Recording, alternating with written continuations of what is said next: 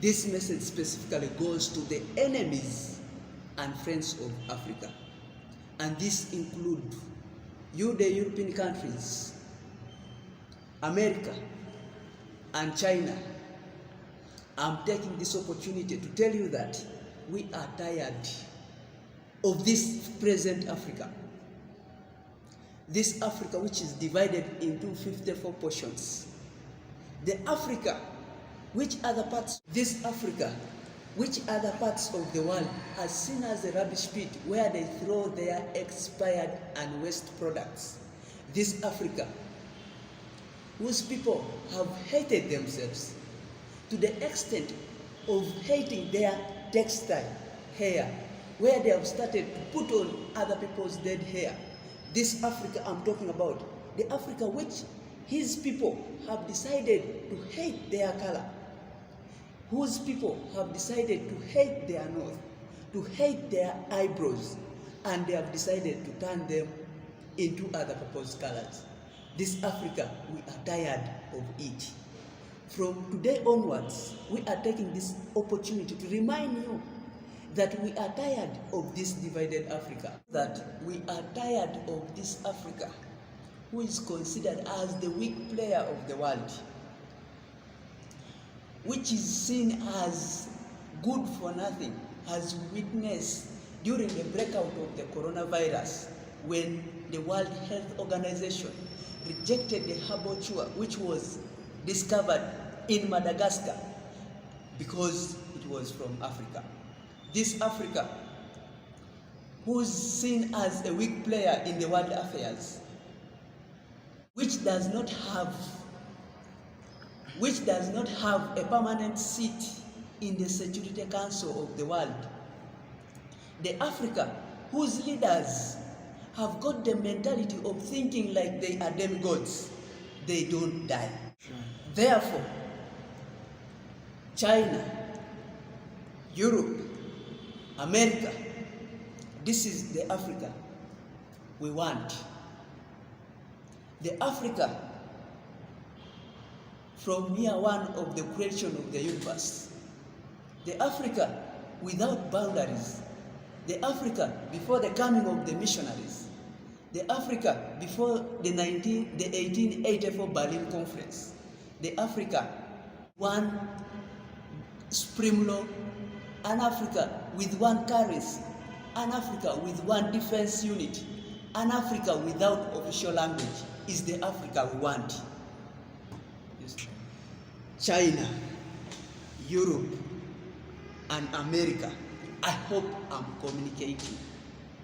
We are now for that one Africa, which other parts of the world run for help in case they are in need, genuinely, not fraudulently the way they are doing now. We are for that one Africa, one superpower great Africa, one ionic Africa, the Africa which has been a helping area for the whole world.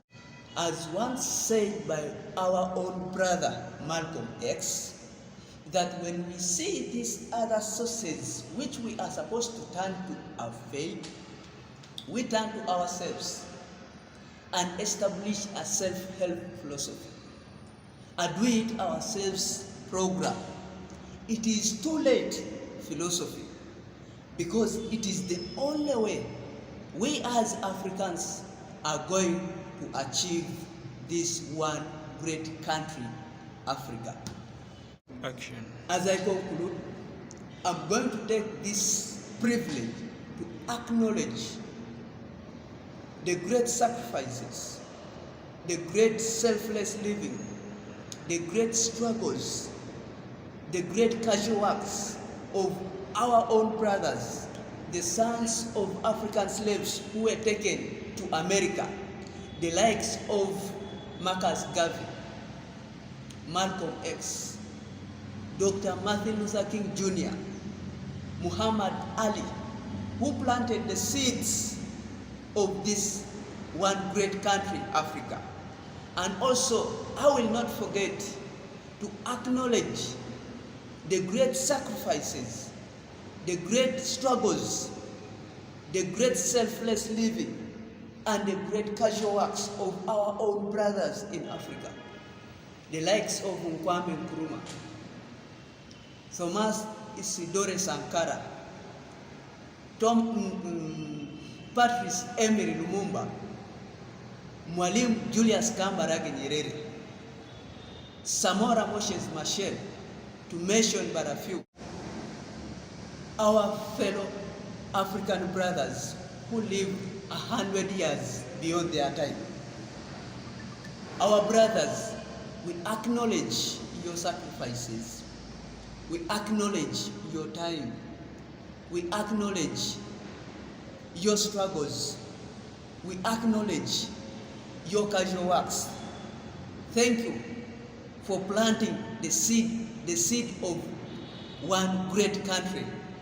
We believe that one day an African child will enjoy the shades of the tree you planted its seed, as it is known to the whole world that the generation which plants a seed sometimes is not the one which will enjoy its shade. As we know that one generation can plant the seed, another one waters the seed, another one weeds the tree, another one prunes it, another generation enjoys the shade. And that is our joy.